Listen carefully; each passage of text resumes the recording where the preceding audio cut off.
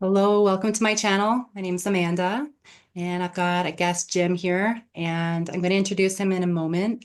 But the reason that I wanted to invite him for this is because when I was going through a major period of spiritual disconnection, I found his website. It was at the top of the Google on that day, and he was talking all about spiritual awakening and spiritual disconnection and all kinds of other topics that I really needed to read at that time. So I will always be grateful for that. That was, I think that was in 2018, 2019. So yeah, I'll just, 1 second here. Eh, Anyway, Jim, I'll actually get you to introduce yourself because I can't switch my screen. Is that Okay. okay? Well, thanks for having me, Amanda. I appreciate it. And I appreciate the gods of Google putting me high enough up that you could find me in 2018. I've been a spiritual teacher since 2010. I had my own spiritual awakening in 2007, which showed me that the whole spiritual awakening thing was just the start. Although at the time, I didn't even really know what that meant. I wasn't on a quest for enlightenment. It felt like it found me.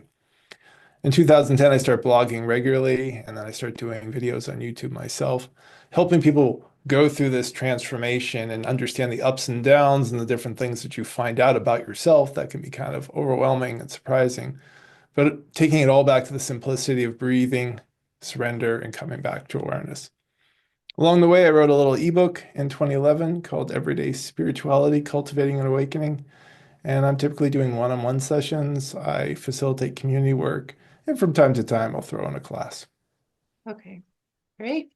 Well, just on that first topic of how I found you, I would love if you could share a little bit from your perspective, either your own experience or just people that you've helped about the dark night of the soul. What's going on? Why do some people find themselves there and some people don't? Let's just jump into whatever you've got for us about that. Yeah, it's a really big topic. I think for those people who are watching, I really encourage them to pause too, as we're getting into this discussion, and write down what does dark night of the soul mean to you? Because I bet you there's going to be a lot of different things. These are great things to add in the comment section for Amanda's channel as she can continue to talk to you about what you're experiencing, what you're calling the dark night of the soul, because that's not a standardized experience. Even if I said the word like orange, what do I mean? Am I talking about the fruit or the color? Okay, if I'm talking about the fruit, what species of orange? The words we use often can end up masking what something is. When I talk about a dark night of the soul, I'm talking about a time where we feel a sense of hopelessness and we're completely identified with the ego structure. And that's kind of the key thing, that the ego feels trapped in its understanding of itself. That's typically how I'm going to talk about it. I do recognize that there are other things that can be going on in terms of mental health. And if we talk about mental health, usually what we're really saying is trauma.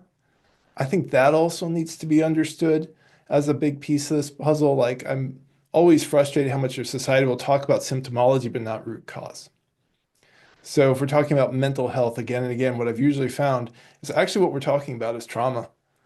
And so sometimes other people are coming into the dark night of the soul with a whole bunch of trauma. And maybe this leads towards what I'm kind of talking about, more like the ego tantrum that is spiraled out of control, right? That's a different thing. And sometimes that's how people are coming. Oh, I've lost my job and my relationship and I'm moving out, but this person still has pretty strong sense of self, plenty of financial abilities, right? That's a different sort of dark night of the soul than somebody who's like now dropping into a childhood rape memory and how that may feel. Again, I encourage anybody who's listening to this to really think about what are you talking about, because that immediately defines how we can help. Amanda and I, we want to help people, and we need to know what's actually going on. Giving us just something like, "Hey, I have a dark night of soul," doesn't help us as much. So we need those of you who are listening to do that deeper investigation. Be like, okay, what is actually happening for me, so that we can start to guide you towards the things that will be legitimately supportive. Okay. Yeah, I love that. And speaking of trauma, which I'm so glad you brought that up because that's one of that's a big passion of mine. Often, like you said, traumatic events and awakening kind of happen around the same time, or for some reason the traumatic event that happened as a child, it resurfaces for whatever reason and awakening happens. Can you talk a little bit about that connection? Yeah, this is a really Great topic, also another really big one. One type of spiritual awakening is what I call kind of a breath of fresh air. It has to do with like a differential. So imagine that you're living outside and it's 0 degrees, Celsius or Fahrenheit, I don't care, pick one. And then you go into a place where it's like super warm and sunny, right? You're going from Fargo, North Dakota, and now you're down in Mexico, and it's a jarring shift, right? So that perspective gives you a sense of like where you've been and where you now are. If you've had serious trauma and that's still alive and well inside your body, and if it's not resolved, it will be alive and well in your body.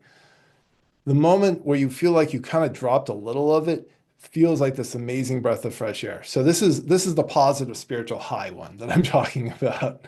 Gotcha. And if somebody has that, they're like, how do I get it back? I want this one back. But then you go back to your habitual. And that habitual traumatized state that hasn't been unlearned, hasn't been acknowledged fully, hasn't been fully recognized. And when I say acknowledged fully, this is important for anyone listening. I don't just mean in your mind. That's not enough. The mind has to accept whatever's happened, but then the emotions and the body have to come to resolution. And that's really 90% of trauma resolution is down there, which I think, Amanda, you've probably seen this. Like, I feel like in the last 15 years, there's been a deeper appreciation of the somatic, of Yeah. like, oh, we got to get it out of the body too. We can't just talk and talk therapy. So that's one type of awakening, one type of sort of how trauma plays into it as a perspective, like, oh man, I finally got this breath of fresh air.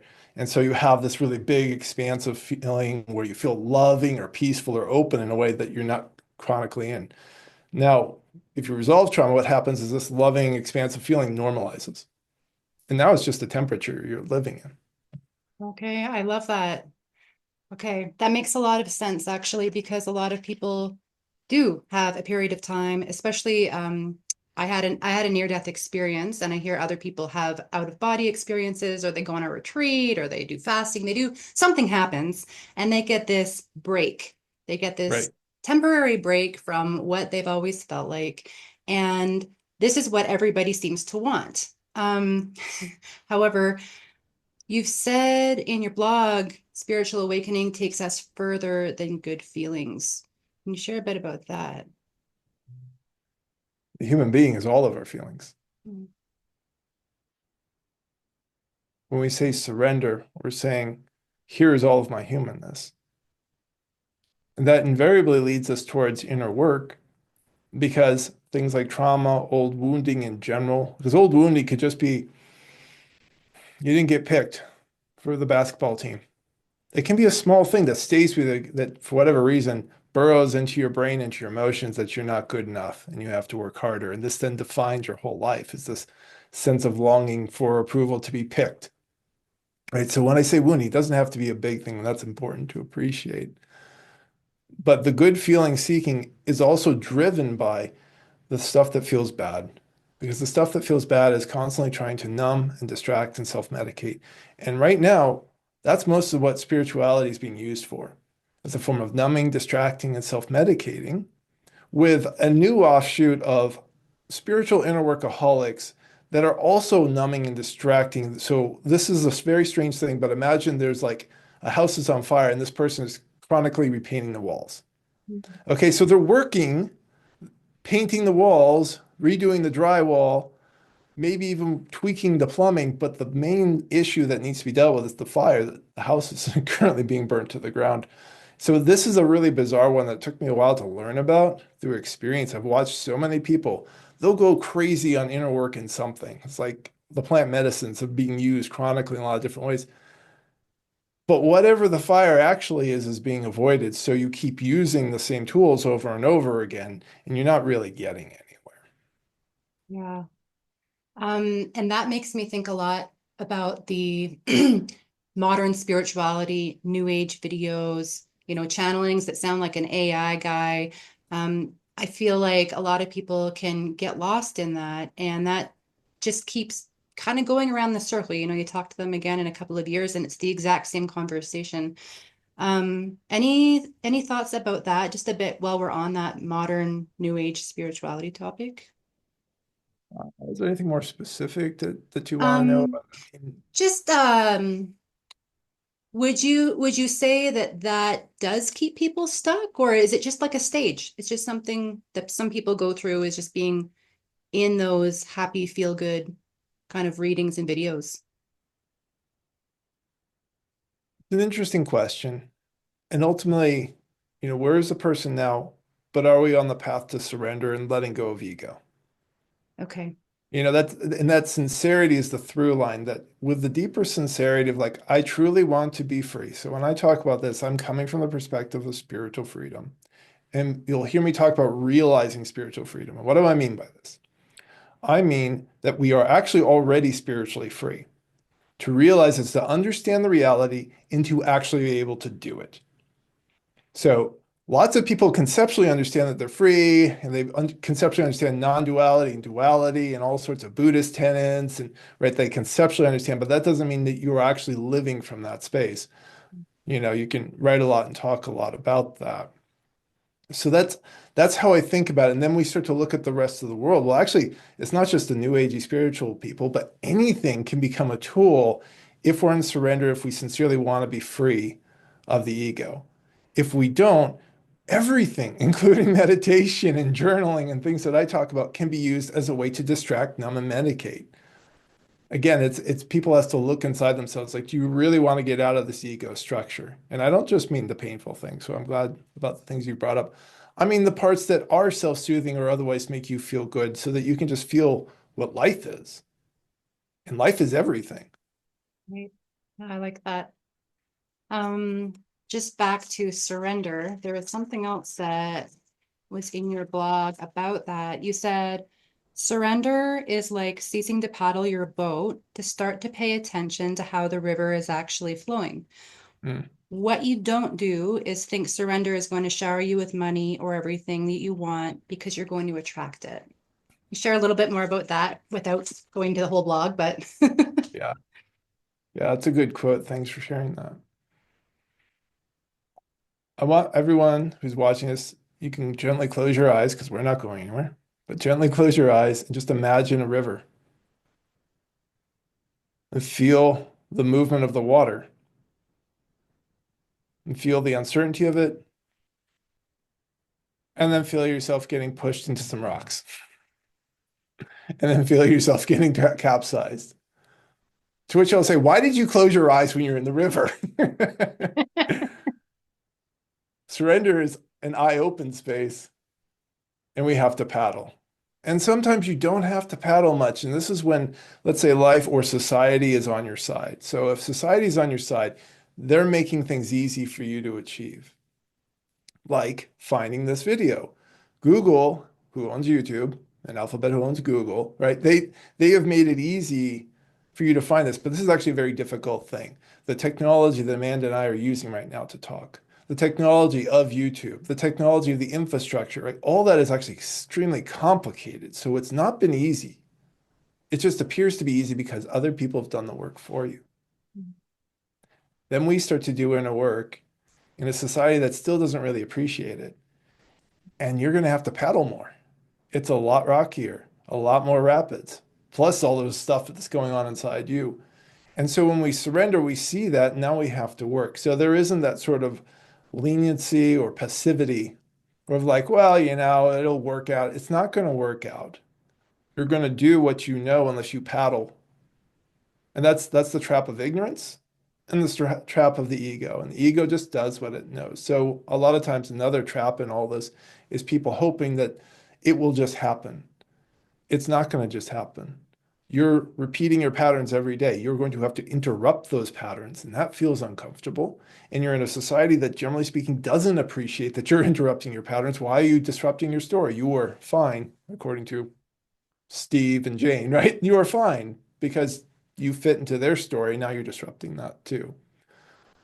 That's important to understand. Surrender is just seeing like, where are we? What's here in front of us? And sometimes, like I said, life is making certain things easier. Like getting to hear this video, boy, society has worked really, really hard to make this easy for you. That's a blessing. Society's on your side right now with the information that's available.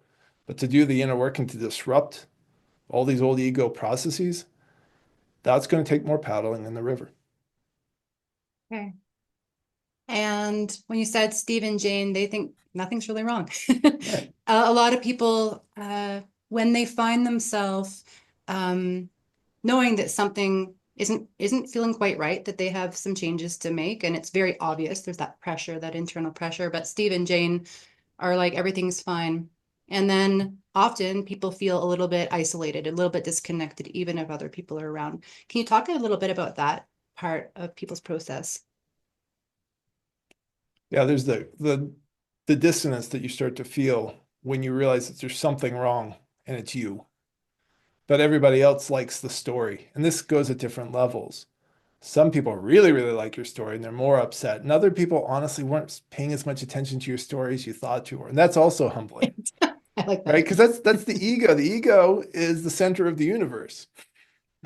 In our little center of the universe, we're like thinking everybody's paying so much more attention than they actually are. And this goes to like something else that the ego is going to make all kinds of threats. It'll hit you where it hurts. And the most common being that you're going to lose your job, your house, your spouse, something bad with your kids, your mind, and your body, right? These are the six threats it loves to do. So everybody just be prepared that like when you really start to get into this work, those will be the threats to not get to the other side where you find out what actually happens when you let go. And that's part of the work that I do in my one-on-one sessions is helping people cross that threshold to find out, oh, every threat that went off in my head and all the emotions that it generated were wrong. And that's jarring. So that's part of the work that you have to do, and it's a part of time where you have to have faith. Meanwhile, like you're worrying about losing Steve and Jane as your friends. Usually what happens is not they walk away, it's that you decide that you no longer want to be the person to be around them. And so you have choices around like how do you invite them into change? Or if they don't want to, are you going to play out the old patterns? How big of a deal is that? In like severe narcissistic abuse situations, you have to walk away because all they want to do is play in the same abuse with you. Other situations aren't so severe. So it's not that big of a deal to just go back and play baseball. Sure, the game doesn't matter, but that's okay. So every friendship's going to be different, but a lot of it's really going to be defined by you. And while the ego is like, oh no, we're going to lose it, sometimes that can happen, but more often it's about your own change and finding out, wow, this relationship isn't something that is encouraging me to thrive. And I'm interested in friendships that encourage me to thrive and people I can help thrive. So it's a very different mindset that we come to in terms of how we're looking at relationships. But the initial ego is all about loss. And that will be the threat that it uses repeatedly because it has no idea what it's about to gain or realize it's always had and is ignored. Okay. So when a person is in a period of time where the ego is giving them all those scary threats, you said the number one thing or one thing to do is they really have to have faith. Is there anything else that is good to remember? Yeah, it goes from faith then to trust. Faith is you don't know this work works. Trust is you've experienced it. And those first barriers, you have to do this multiple times, multiple issues, because you don't really believe it even after you've gone through the first one. This is the irony of it. It's like and I'll do this to my students, just write this down, tell this to people, put it on a billboard someplace to remind you that you just did it. You didn't lose your life, your mind, your wife, or any of the other things. So the repetition is an important part, but the breathe and come back to awareness. That to me is the essence of surrender. So breathing, we're having a neurological conversation with our body. In this world where so many people are looking for ideas, your ideas mean nothing to your body for the most part. You can say, I'm surrendering, and your body is, right, breathing like a nervous squirrel or something. So we're breathing, we're having that conversation. We're saying to the body, we're actually safe, even as your mind and your nervous system are triggering unsafe body sensations. Now, what's happening now is we're in a transitional point where we have to stay in a sort of dissonance between the intentional breathing that's relaxing our body and the old unconscious gripping. Can we stay here in this until this other unconscious gripping loosens and lets go? That's part of learning the trust, of walking the talk. Again and again, we're going to want to go to the familiar because it's what we know. And this is also going to lead into new experiences. And this is what I call moving through the electric fence. The electric fence, it surrounds you around which direction you can go in life. And it will threaten you with fear, with shame, with guilt, with sadness, and everything it can to keep you in a space that you know. But most of life is outside of what we know. It's on the other side of the electric fence. And that's part of the faith process is that you can, and you're doing this yourself. It's not God, it's not somebody psychically attacking you. This is you electrocuting yourself and stepping into a new space. And sometimes the irony is it's a really beautiful, loving space, but a part of you just won't let you do that. And so you breathe and you understand that you're electrocuting yourself and you come back to awareness to not get caught up in all the stories your ego's trying to feed you. Breathe, come back to awareness. So simple. But you're going to hit this electric fence again and again that will feel so certain, so right in your system that you should be scared, angry, shouldn't do it, it's not worth it, can't make it, all those things. And so the more times you work through that electric fence, and this really is a little bit different than just pushing your edge, Mhm. because I'm talking about things you really don't know. Because sometimes people are like, well, I push my edge when I go for a longer run. It's like, yeah, but running and that strain, right? So that sort of that's a nice edge that kind of prepares you for this, but it's not the same when you're stepping into a space where you have no context at all.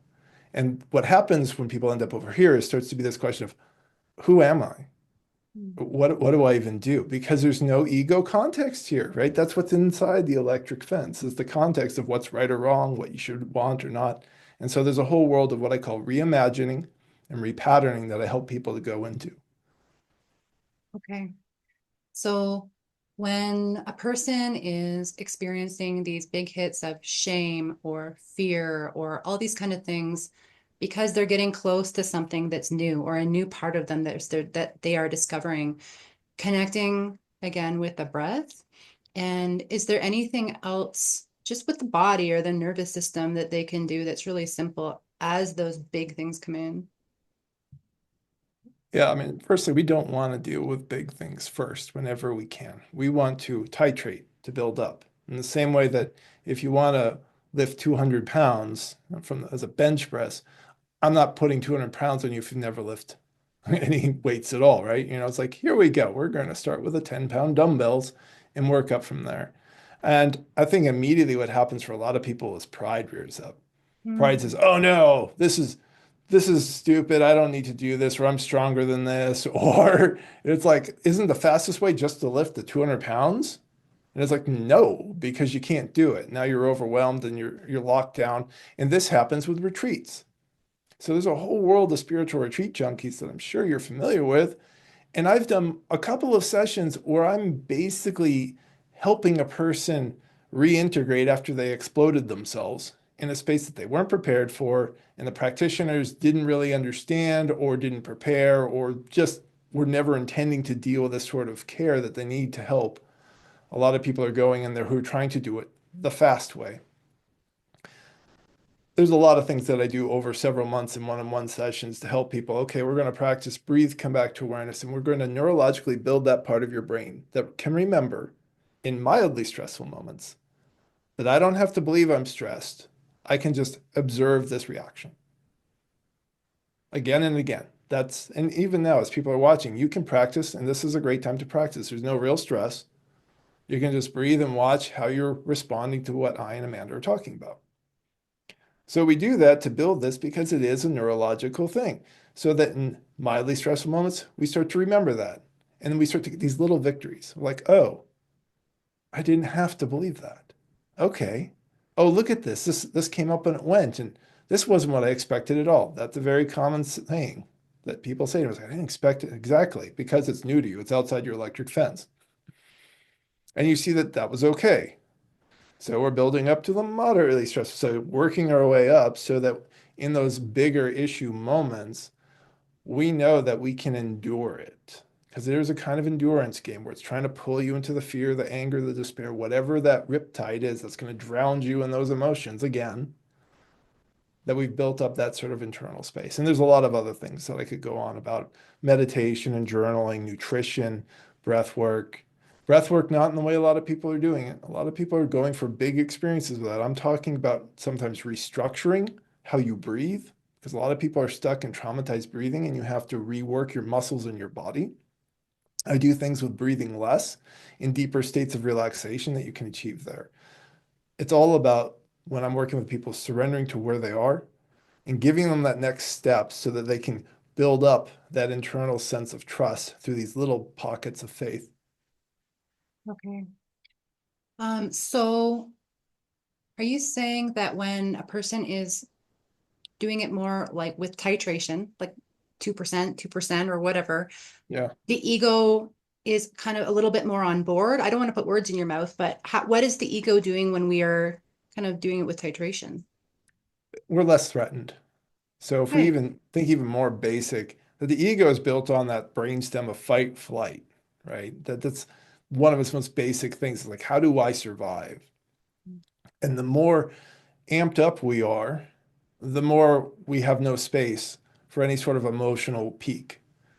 And when we start to really get into some of the stuff that we're holding on, okay, here's mom's emotional neglect that hits you for 18 years. Neglect is an awful one. Mhm. There's no fingerprint for that. And then in our culture, we'll say, like, well, you had all the things, you had all the money. Yeah, well, you are still emotionally neglected, and that's a nasty, nasty wound. And that can hit you as a pretty nasty peak. And what will come will the ego objections of like, she did the best she could.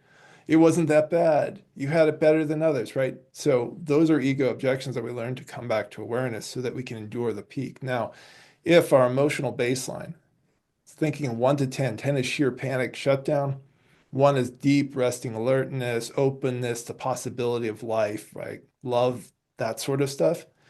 If we're at a 7 or an 8, we don't have much more room to go. So you're not processing. And this is another problem. People often confuse just being overwhelmed as a form of processing. It isn't, it isn't. It's not processing the root issue. It's just processing the overflow of the moment. We have to get that down. And we have to have people who are not numb and distracted and medicated so they can feel what's inside them. If you can't do that, you can't process deeper work. And so those are other kind of earlier steps. It's like get rid of the drugs and alcohol, work on your nutrition so that you're really well balanced. I mean, one of the things I have basically all my students do is a breakfast challenge. So on my blog, spiritualawakeningprocess.com, you can find out about breakfast and you can do it for 7 days. And it's such an amazing challenge to the ego because so many egos like, I don't need to do that, or I'm eating fine. It's like, if you're eating fine and you do this breakfast and you still feel fine, fantastic. It's just 7 days. Right. But 90% come back saying this feels amazing, and about half continue to do it after they've done it. Okay. So what are we doing? We're building foundation. That's how I'm looping this all in, that there's a lot of pieces that we want to give somebody that foundation and then the titration so that when you're going through difficult issues and attachments, you feel strong enough in your emotional and physical body that you can go through it, and then you do, and you feel even stronger and clearer about what's possible in releasing attachments. I love that because I know that for myself and for other people that I've met, um, trying to do a bunch of inner work and, effectively work with any triggers or any emotions that are arising when you don't feel safe. Either you're living with people who aren't safe or you're just like living in a bad part of town or whatever. Um, it it's just a loop. It just keeps going around and around. And even if you are, I've noticed that even if you are processing something or you're feeling your feelings and you're leaning into it, but then there's all these unsafe things or people, you're really not getting anywhere. Yes. Um, and then you also just mentioned about distraction. So, medicating, numbing, distractions. Um, how does that affect or block um, somebody's healing, somebody's inner work? Yeah, great question. And I do want to add on to what you just said, because like being in an environment where you feel safe enough to be yourself matters so much. There's been plenty of times where I've helped people leave legitimately toxic relationships, not just, oh, these people are unconscious. No, I mean, there's actual abuse, and like people have to leave so that they can feel safe enough to start to explore themselves. And what will happen is like a honeymoon period followed by like sort of the breakdown where a part of your body finally realizes, oh, I am safe from this person. And then that's when memories start to come out. And so there's an interesting little pocket of time that I've seen people go through of like, and that honeymoon period can be so tricky because the ego is still running and saying like, why did I have to leave? Like, I'm fine. See, it's right. And then you wait like that 3 more weeks and it's like, oh my God. And they were doing this and this was happening. Right. And then we start to process the unhappy relationship and you needed that space to just even detox. And so going to the distracting piece, and this is important for those people who are on doctor overseen prescription medication, we're not talking about that. We're not talking about coming off those meds that are helping balance people because that can also be part of the stabilization criteria for a lot of people. It's like we need you stable enough to do a lot of other different things. And certainly, and going to James Nestor's book, Breath, it's a wonderful book. It's the only book I really recommend. He has a lot of interesting things to say about like how anxiety actually works in the body and how much anxiety is linked to how we breathe. That there's a part of the brainstem that's involved in the fear response to not breathing well. So for those people with anxiety, and maybe you're being medicated on that, start working with breathing and working on your breath to normalize it to a healthier way of breathing. And then talk to your practitioner about coming off of something rather than just saying, oh, this isn't spiritual enough. That's what I'm speaking to. That's the concern. What I'm talking about is alcohol and drugs and cigarettes and vaping and zins. And the plant medicines, I'm sorry, people, like those things, they can be useful, but the way a lot of people are using it is not. The better you can feel what's inside, the more you can figure out what's going on. And the more that you can do it in your own independent autonomy, the more empowered you're going to feel. Because literally, it doesn't matter how deeply you repress something. I've helped people let go of deep trauma and attachments from age 2. And where the ego often says, well, I don't have access. No, you have access every day. That's why we're medicating. You have access every day to all the things that have ever happened inside you. That's why you have to medicate and you're smoking constantly and you're overworking. That can be a distractor.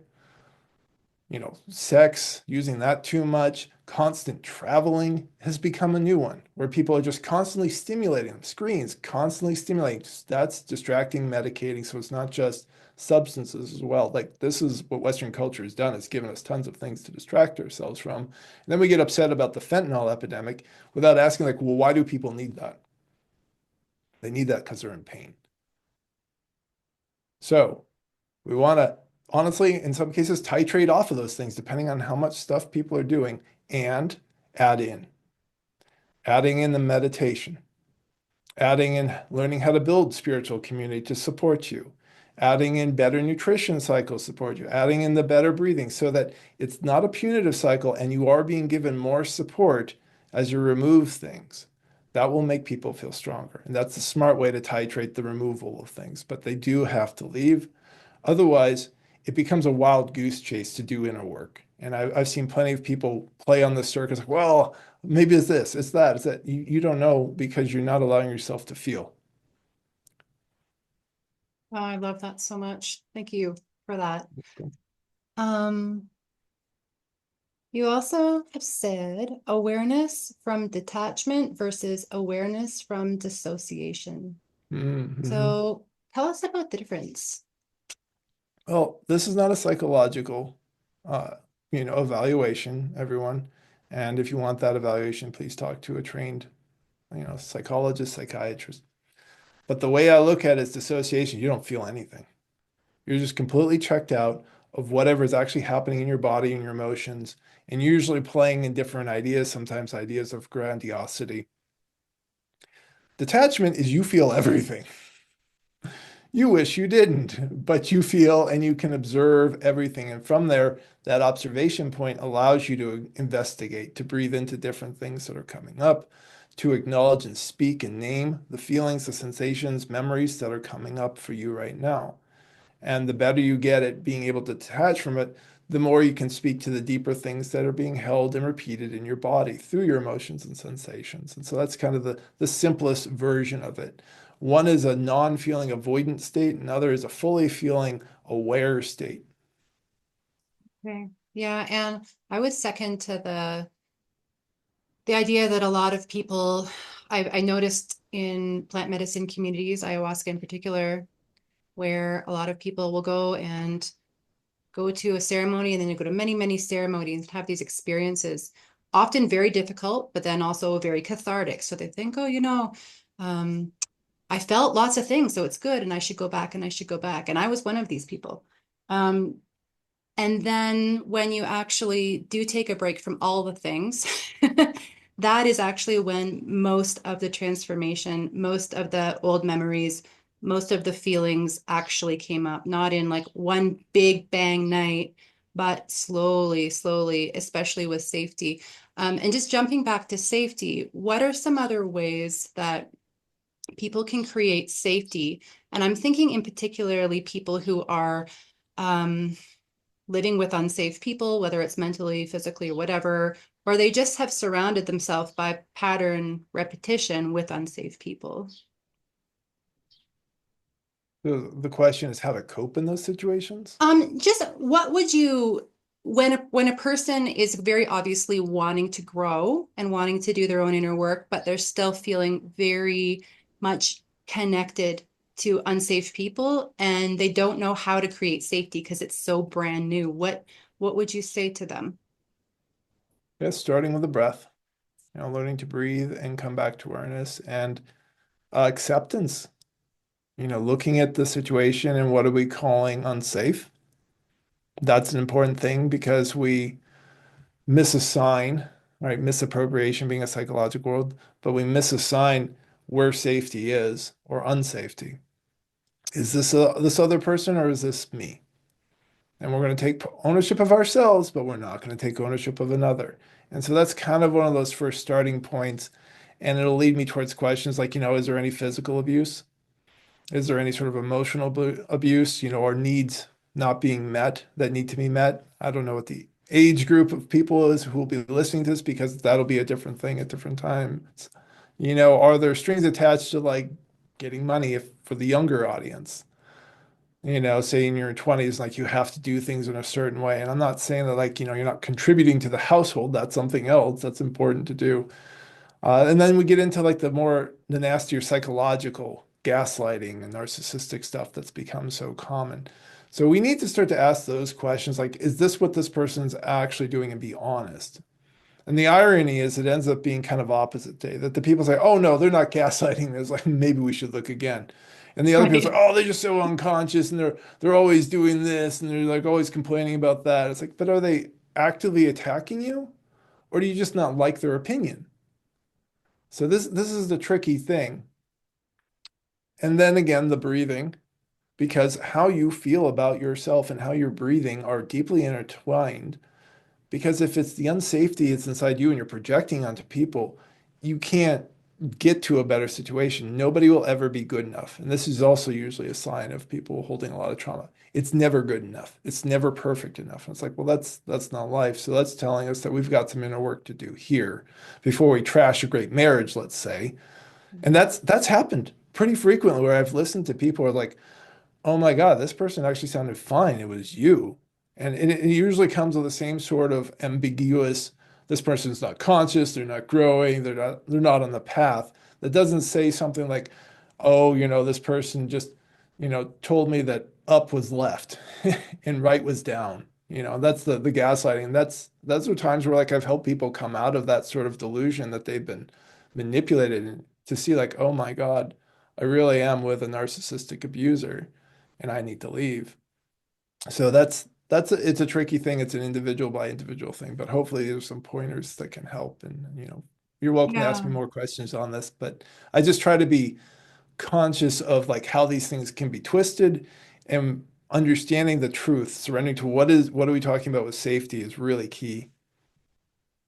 Yeah, I've never heard anyone say it like that when you said um there's people who don't even really acknowledge there's much of a problem because they don't quite see it all yet, but you're picking up on a few things in what they're saying and there's more under there. And then other people who think there's a big problem when actually, there might be a little bit more to the story. Mhm. Yeah, thanks for sharing that. That really resonates with me. And okay, spiritual awakening, and this is my last question, and I know that you could probably share on this for a long time, but spiritual awakening is a beginning and not a goal. Can you share more about that? Absolutely. And it starts with like, what am I talking about with spirituality and spiritual awakening? When I'm talking about spirituality, I'm talking about the interconnection of all of life. And that's the reality, that everything's interconnected. And right now, in our modern Western egos, we are lost in the individuality, which is creating deep distress and isolation. It's creating all kinds of sickness because we deny our interconnection. We think that what we do by ourselves or in different ways has no impact on the greater whole, but it does.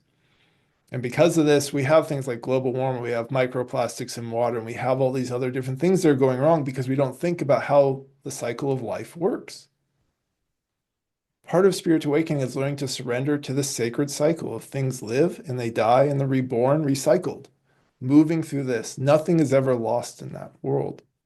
And when we start to wake up out of our delusion of our individuality, we're thrust into a question. Do I accept the reality, the little piece I now see, or do I go back to my delusion? And 9 times out of 10, is go back to your delusion, find a new way to justify it, often with spiritual words. It's like, I don't need my marriage, but I need to find a soulmate. Well, we're still talking about this idea that you just need one person to fulfill you, but that's never been how a human being is, Amanda. We evolved with tribes. Full stop. 30 to 40 or 50 people we'd spend our whole lives in, and that was 200,000 years for Homo sapiens. If we go back further down the primate line, right? That's what we do. And now society said, no, you can have all your love in one person. And then modern spirituality has twisted it again to say it has to be a perfect person. And then we've twisted it in other ways with twin flames and soulmates. And I'm sure this is resonating with a lot of people because it's so deeply ingrained that you just have to find that one person, as opposed to surrendering to the reality that that's never been a thing, ever. This is a brand new invention and it's making us miserable in relationships, which is why so many people decide, well, this person's unsafe and I should leave them. Do we accept that initial break that spiritual awakening offers us of seeing reality? And do we sincerely want to see more? That's that's really why spiritual awakening is a beginning. It's a break. It's like it's 99% dark, but 1% light in the room instead of 100% dark. And that makes all the difference because now we have perspective. Part of what I do is I drive that perspective further with people. It's like, okay, so we're at 1%. Let's look at this other part of the room.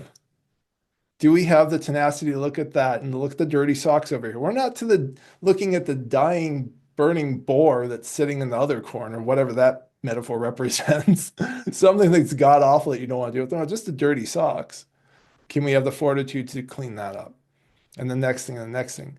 And what happens is we typically find greater spaces of expansion, peace, self-love, clarity, right? These are all the things that people want. And then it normalizes. So as opposed to being a constant high that people are thinking, it becomes a normal of just openness and clarity and ease in yourself and a deeper trust that no matter what flaming shit show gets thrown at you, most of that's actually inside you that's upset and you can be with you. And that's really where that deeper freedom realization comes from, is that it's not that life is better. It's not that other people are now fully conscious too. It's that you're not afraid of yourself in reality, that you can be with the internal ups and downs that your nervous system and emotions will go through, and your mind will say all the usual things. But you really can do something different. And you have because you've learned what reimagining is. And reimagining requires other people to offer ideas and guidance outside of what you know. Because what you know is just part of the old ego structure, it just repeats. And then you have times to practice, to play in that sandbox of being different, of learning how to learn again, of learning how to explore it again, not from the old ego structures. And this is where we get into repatterning. I talk about bouldering and other different experiences that I've done because they were so far outside the old Jim Toll structure of thinking. They did not exist, Amanda. They didn't exist. And so I didn't even know how to like or not like a thing. But then you do that, now you have that structure that I can take into any part of life to explore something that's completely foreign to me. And I understand the time it takes. There's not going to be this initial, oh, this feels right to me. That's your subconscious ego. We didn't get to that, but there's a whole other topic around most of these feelings that we think are telling us are the right things, that's just your subconscious ego. 10% upstairs that we can see, 90% is the iceberg down below. But the overall point I'm making is that when you really realize you're free, it doesn't matter if you know or don't know something. It doesn't matter your electric fence and how it electrocutes you. You know what's real. And you know that you can pass through these things to explore other parts of life, or you can go do the old patterns. But because you've done other things different, that's how you can say that if I'm doing the old pattern, it's actually a choice. Because so many people will say, well, I'm making a choice by doing the old pattern, but you couldn't do the new ones. So what you're really saying is you're scared. Right. I love that. And I was thinking while you were just saying that, so many times when people feel scared of something new or going in that direction where their soul feels like it's pulling them, but the rest of them is like, no, no, no. They forget. I think it's important for people to remember the other times, when 3 months ago you went to that gathering, even though you had social anxiety and it turned out okay, and you actually felt good about yourself when you came home. And now you've got another thing in front of you that's really frightening. And it's like, oh, but you've actually done other things that really were uncomfortable and you were better for it. And sometimes people don't seem to even take any pride in some of the things that they have overcome. Mhm. And I just feel like sometimes giving permission to people to actually feel good about changes that have been made in order to say, yeah, and you can keep going. It's not like you've never done anything amazing and difficult, but people seem to forget. Yeah, it depends on the ego. So certain ego structures, that's actually a thing where you have to teach the ego that it's okay to acknowledge that you've succeeded. It's Mhm. okay to feel happy. It's okay to feel joyful. Because if that's not what you were taught in childhood, you don't know how to do it. And a lot of things that are taught in childhood on joy and happiness and success are twisted and wrong. And so there's an untwisting process that people go through too to end up on, again, once we're outside this electric fence, we're creating in brand new territory. And that again and again is a very weird thing. We're hoping we're going to find some ultimate truth inside our bodies, but all you're going to find are patterns of biology and your social upbringing. And they're just going to tell you what they've always told you.